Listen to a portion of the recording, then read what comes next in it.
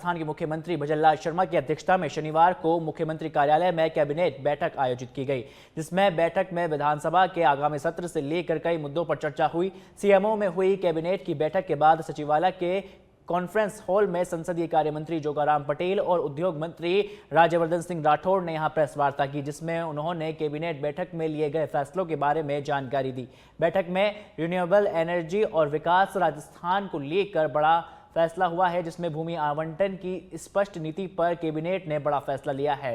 सरकार भूमि आवंटन नीति साल 2025 लाएगी, जिसमें उद्देश्य होगा कि आवंटन को निष्पक्षता से किया जाए, साथ ही इस आवंटन में पारदर्शिता भी आएगी। जिसके अलावा राजस्थान में मत्स्य अधिनियम में भी बदलाव मंजूर किए जाएंगे, जहां मछलियों को अब गैर तरीके से मारने पर पाबंदी की गई है।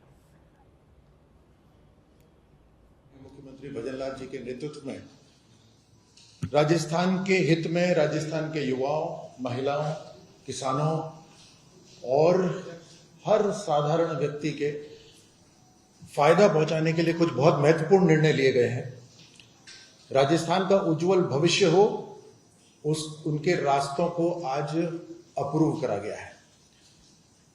एक योजनाबद्ध तरीके से राजस्थान को विकसित राजस्थान बनाने के लिए 2047 तक का विजन डॉक्यूमेंट आज अप्रूव हुआ है। प्रधानमंत्री मोदी जी के विजन को ध्यान में रखते हुए जब राष्ट्र 2047 तक विकसित राष्ट्र बनेगा, उसी की तर्ज पर, उसी राह पर, उसी विजन पर राजस्थान भी माइलस्टोन से पार करते हुए जो लक्ष्य हर साल के हैं, उन लक्ष्यों को प्राप्त करते हुए 2047 तक विकसित राजस्थान बने, उसके लिए एक नक्शा बना है।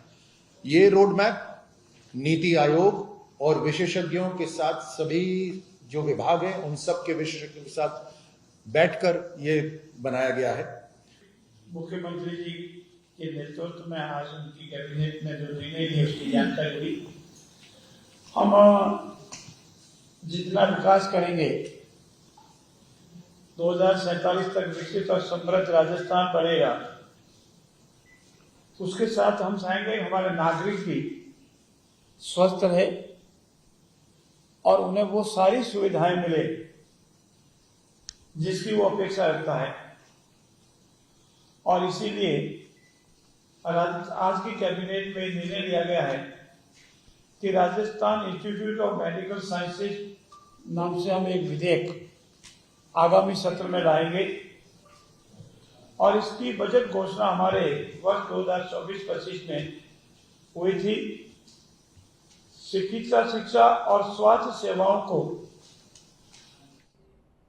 देश की राजधानी दिल्ली से खाटू श्याम जी सालासर बालाजी के लिए हेलीकॉप्टर सेवा की आज से शुरुआत हो चुकी है और इस हवाई सुविधा के पहले यात्री कवि और लेखक डॉक्टर कुमार विश्वास रहे, जहां अपने परिवार के साथ दिल्ली के रोहिणी हेलीपोर्ट से बाबा श्याम के दर्शन करने वो पहुंचे और उनका हेलीकॉप्टर खाटू श्याम जी से करीब 9 किलोमीटर दूर जालून हेलीपैड पर उतरा, जिसके बाद सभी मंदिर पहुंचे, जहां उनका संपूर्ण विधि विधान के साथ बाबा श्याम की पूजा अर्चना उन्होंने की। जहां कुमार विश्वास ने कहा कि उन्हें प्रथम यात्री बनने का सौभाग्य मिला है। उन्होंने इस बाबा श्याम की कृपा बताया है और कहा है कि दर्शन तभी संभव होते हैं जब बाबा स्वयं बुलाते हैं।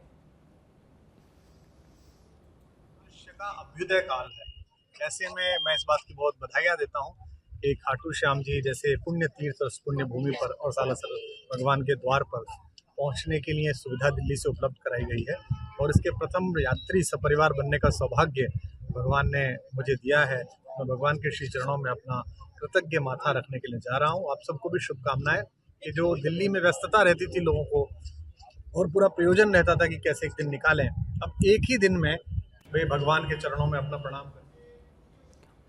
उदयपुर से खबर है, जहां अपराधियों के खिलाफ चलाया गया है विशेष अभियान। 510 से अधिक पुलिसकर्मियों ने यहां कार्रवाई की है, जिसमें 780 से अधिक स्थानों पर दबिश दी गई। कार्रवाई के दौरान कुल 324 आरोपी गिरफ्तार भी हुए हैं।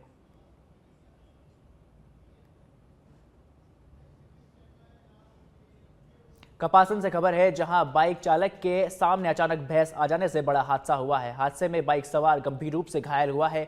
घायल को अस्पताल में लाया गया है, जहां कपासन उप जिला अस्पताल के अंदर प्राथमिक उपचार के बाद यहां जिला अस्पताल के लिए उसे रेफर कर दिया गया है। साथ ही धमाड़ा के पास यह हादसा हुआ, जहां हादसे में बाइक चालक को और उसकी पत्नी को गंभीर चोटें आई हैं।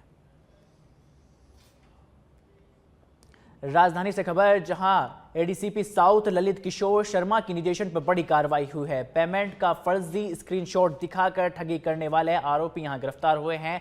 आरोपी से members air conditioner and solution से ठगी की गई है, जहां 6 एसी बरामद किए गए हैं, जहां परिवादी अमित ने यहां करवाई थी रिपोर्ट दर्ज। साथ ही थानाधिकारी दलबीर सिंह फौजदार ने यहां कार्रवाई को अंजाम दिया है।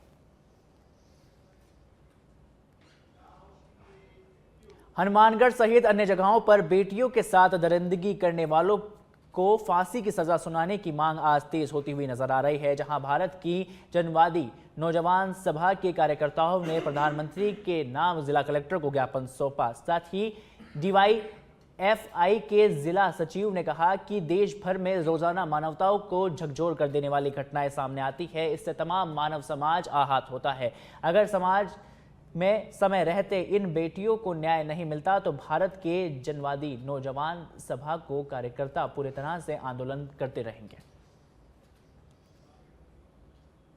बोलने के लिए तो आज के टाइम को शब्द नहीं बचा। हिंदुस्तान शर्मसार हुआ है। पूरे देश के अंदर बेटियों के ऊपर पहले रेप किया जाता है, उसके बाद उनको हत्या करके उसको फेंका जाता है। और अभी 16 अगस्त को हमारे यहाँ जन्माष्टमी के दिन एक 8 वर्षीय 9 वर्षीय बच्ची, उसके साथ पहले रेप किया जाता है, उसके बाद उसको मार करके उसको संदूक में डाला जाता है, उसके बाद उसको पकड़ा जाता है। हमारी ये भारत की जनवादी नौजवान सभा की मांग है। हम लोग ये कड़ी निंदा करते हैं कि उस शिवानी के परिवार को कम से कम 50-50 लाख रुपए मुआवजा और जो दोषी है उनके खिलाफ सख्त से सख्त कार्रवाई हो, उनको फांसी दी जाए। मैं तो करूँ फांसी भी नहीं, इनको ऐसे दरिंदों को। जोधपुर से खबर है, जहां नागौरी गेट थाना क्षेत्र में मानवता को शर्मसार कर देने वाले मामला सामने आया है, जहां एक 60 वर्ष की बुजुर्ग ने 6 साल के मासूम बच्ची के साथ अश्लील हरकत करने की बात सामने आई है। जहां सूचना मिलते ही मौके पर पहुंची है पुलिस ने मामला दर्ज कर मामले की जांच शुरू कर दी है। आज पुलिस थाना नागौरी गेट में एक नाबालिग 6 वर्षीय बच्ची की मां ने एक रिपोर्ट की थी कि मेरी बच्ची की दोपहर पड़ोस में दुकान पे गई थी, वहां पर उसके साथ में एक व्यक्ति ने छेड़छाड़ और उसके प्राइवेट पार्ट्स पे हाथ लगाया था, जिस पर प्रकरण दर्ज कर लिया गया है और मौके की कार्रवाई की जा रही है।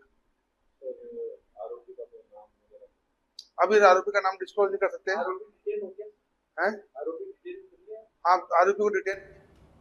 चित्तौड़गढ़ जिले के निम्बाहेड़ा कोतवाली पुलिस ने अंतर्राज्यीय बाइक चोर करने वाले शातिर बदमाश विनोद को यहां गिरफ्तार करने में बड़ी सफलता हासिल की है। आरोपी मध्य प्रदेश के नीमच जिले के मानसा थाना क्षेत्र का रहने वाला बताया जा रहा है, जहां पुलिस ने कार्रवाई के दौरान आरोपी के कब्जे से चोरी की 4 मोटरसाइकिल बरामद की है। पूछताछ में आरोपी ने न केवल इस मामले की बाइक बल्कि अन्य मोटरसाइकिल भी यहां चोरी करना कबूला है। आरोपी पर पहले से ही नीमच, मंदसौर, चित्तौड़गढ़, प्रतापगढ़ जिलों में 12 से अधिक चोरी और नकबजनी के मुकदमे दर्ज हैं।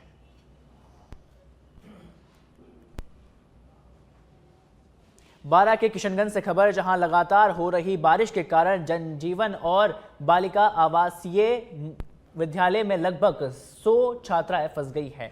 सूचना मिलने के बाद प्रशासन मौके पर पहुंचा। ग्राम पंचायत की ओर से भोजन सामग्री का इंतजाम करवाया गया है, जहां उपखंड अधिकारी राकेश रावत और तहसीलदार हुकुमचंद मीणा ने यहां छात्रावास पहुंचकर निरीक्षण भी किया।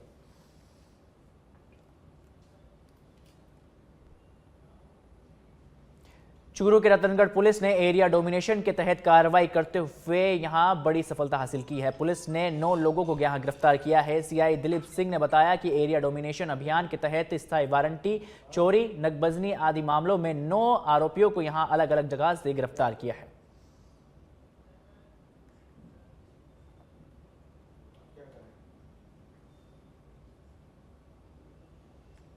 तो देखिए, चूरू के रतनगढ़ से ये खबर, जहां पुलिस ने कार्रवाई करते हुए यहां 9 आरोपियों को गिरफ्तार किया है, जिसमें एरिया डोमिनेशन अभियान के तहत यह कार्रवाई की गई है। तो देखिए, चूरू के रतनगढ़ पुलिस ने एरिया डोमिनेशन अभियान के तहत यहां बड़ी कामयाबी हासिल की है।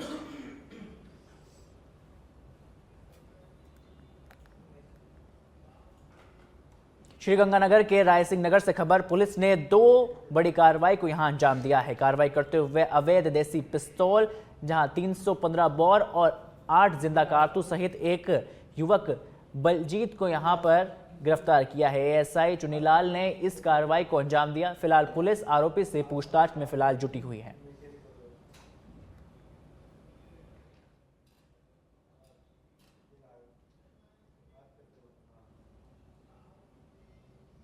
राजधानी जयपुर से खबर, फिट इंडिया मिशन के तहत राजस्थान पुलिस का फिटनेस डोज अभियान चलाया जा रहा है। संडेज ऑन साइकिल अभियान से 17,000 से अधिक इसमें जुड़ेंगे, जहां राज्य भर से फिटनेस कार्यक्रम आयोजित किए जाएंगे। पुलिस लाइन में योगा और साइकिलिंग में 700 से ज्यादा के लोग यहां शामिल होने की उम्मीद जताई जा रही है। जोधपुर ग्रामीण पुलिस प्रशिक्षण संस्था और आरएसी की तरफ से होने वाले कार्यक्रम में लगभग 1600 लोगों के हिस्सा लेने का अनुमान फिलहाल जताया जा रहा है।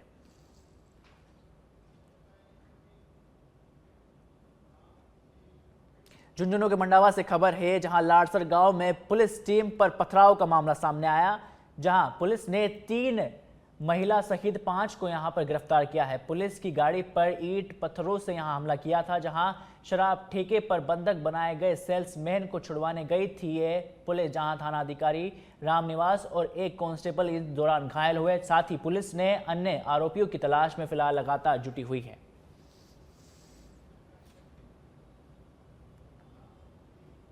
झुंझुनू से खबर, अपहरण कर रुपये छीनने की सनसनीखेज वारदात का सुजानगढ़ पुलिस ने खुलासा किया है। पुलिस ने कार्रवाई करते हुए एक आरोपी को यहां गिरफ्तार किया। पुलिस ने बताया कि परिवादी को जबरन गाड़ी में डालकर ले जाया गया और उसके साथ मारपीट कर ऑनलाइन ट्रांजैक्शन के जरिए हजारों रुपए के ठगी कर ली गई। पुलिस आरोपी ऋतिक से पूछताछ में फिलहाल जुटी है।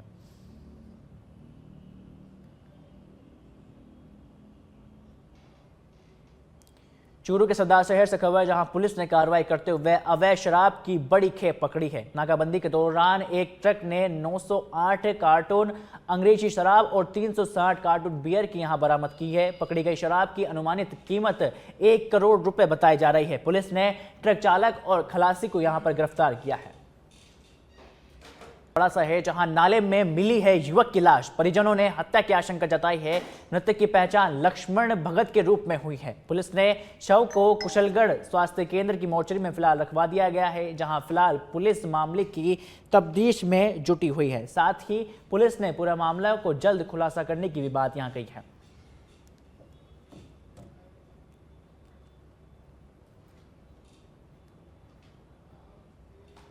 राजसमंद के कुंभलगढ़ में 2 दिवसीय चिंतन शिविर का समापन हुआ।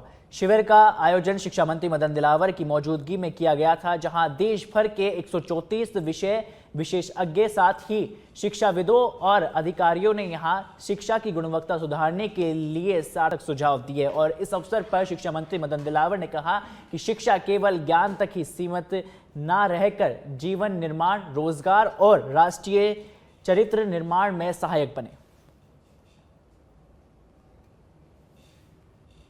और मैंने भी ये मुद्दा रखा है कि ठीक है बच्चों को पढ़ना है, पर उसके साथ साथ उनके दिशा किस ओर है। हम किसी बच्चा जो मैथ्स में अच्छा नहीं, हम उसको जबरदस्ती नहीं कर सकते। नहीं तो क्या होता है, वो बच्चा जिस चीज में अच्छा है, तो बच्चों के साथ साथ माता पिता को और जो उनके पढ़ाने वाले गुरु हैं उनको भी पता होना चाहिए कि बच्चे की प्रतिभा कैसी है और उस चीज को कैसे बाहर लाकर रखा जाए। राजस्थान सरकार की शिक्षा विभाग द्वारा आयोजित ये 2 दिवसीय चिंतन बैठक थी। इसमें लगभग 134 लोगों ने भाग लिया है, जिसमें से 43 शिक्षाविद थे जिन्होंने मार्गदर्शन किया। इसमें जो मार्गदर्शन करता थे अखिल भारतीय स्तर के थे, प्रदेश स्तर के थे, इसमें एनसीईआरटी के भी लोग थे, वाइस चांसलर भी हैं, शिक्षाविद भी हैं, अपने अपने क्षेत्र। हनुमानगढ़ जंक्शन की एक पीजी हॉस्टल संचालिका पर हॉस्टल में रहने वाली छात्रा ने गंभीर आरोप लगाए हैं। मामले को लेकर जंक्शन थाने में परिवाद भी दिया गया है। हॉस्टल की छात्राओं का कहना है कि हॉस्टल संचालिका रेखा नशा बेचती है और उसके पास आपराधिक तत्वों का आना जाना रहता है और साथ ही संचालिका हॉस्टल में रहने वाली लड़कियों को वेश्यावृत्ति के लिए मजबूर करती है और लड़कियों के विरोध करने पर उनका ब्लैकमेल और प्रताड़ित किया जाता है। छात्रों के अनुसार संचालिका छात्राओं को जबरन नशा भी करवाती है और विरोध करने पर जान से मारने की धमकी देती है। इस मामले में जंक्शन पुलिस का कहना है कि छात्राओं के आरोपों को गंभीरता से लिया गया है और पुलिस मामले की फिलहाल जांच में जुटी हुई है। मैं टिब्बी की रहने वाली हूँ। मैं जॉब की तलाश में आई थी यहाँ पे और एक था पीजी वाली है, पीजी की दरगाह के पास पीजी है उसकी। वो लड़कियों के अवैध धंधा चलाती है। चिट्टे वाले लोग बहुत आते हैं उसके पास, बड़े बड़े गाड़ियों वाले आते हैं। तो हमें इस चीज का पता चला तो हमने विरोध किया उसका। ठीक है, तो उसने हमारे साथ गाली गलौज की, मुझे जाती उससे गालियां निकाली। ये भी कहा कि मैं तुझे मरवा दूंगी। मैंने अपने सास को भी नहीं छोड़ा, एक वकील को उसको भी मरवा दिया फायरिंग करके, और तुझे भी मरवा दूंगी, तुझे भी नहीं छोड़ूंगी मैं। मेरे को बहुत ज्यादा गालियां गलौज दी, बहुत ज्यादा उसने मेरे को टॉर्चर किया, मेरी फैमिली वालों। उदयपुर पुलिस की बड़ी कार्रवाई देखने को मिली है। नशे के खिलाफ चल रहे अभियान में पाई है पुलिस ने यहां बड़ी सफलता। इको गाड़ी से 12 किलो से ज्यादा अवैध गांजा यहां बरामद किया है। पुलिस ने गाड़ी चालक और साथी को यहां गिरफ्तार किया है। साथ ही आरोपी के पास पहले से ही प्रकरण दर्ज कर लिया गया है।